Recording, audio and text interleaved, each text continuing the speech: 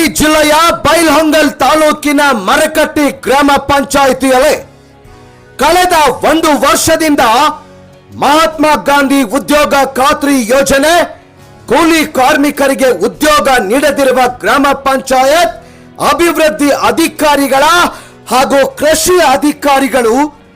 ನೇಸರ್ಗಿ ಹೋಬಳಿ ಇವರ ಮೇಲೆ ಸೂಕ್ತವಾದ ಕ್ರಮ ಜರುಗಿಸುವಂತೆ ಬುದ್ಧ ಬಸವ ಅಂಬೇಡ್ಕರ್ ಕಟ್ಟಡ ಮತ್ತು ಇತರೆ ನಿರ್ಮಾಣ ಕೂಲಿ ಕಾರ್ಮಿಕರ ಸಂಘದ ರಾಜ್ಯಾಧ್ಯಕ್ಷರಾದ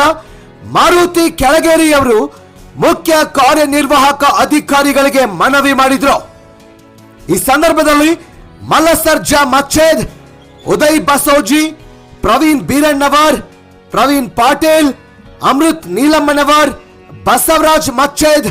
ಹಾಗೂ ಮರಕಟ್ಟಿ ಗ್ರಾಮದ ಕೂಲಿ ಕಾರ್ಮಿಕರು ಈ ಹೋರಾಟದಲ್ಲಿ ಭಾಗಿಯಾಗಿದ್ರು.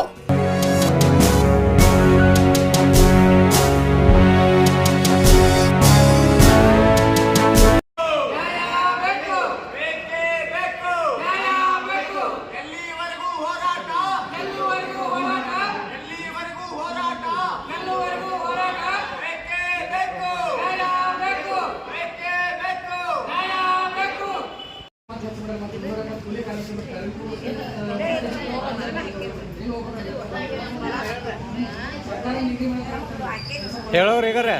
ಹೇಳ್ರಿ ಈಗಾರೆ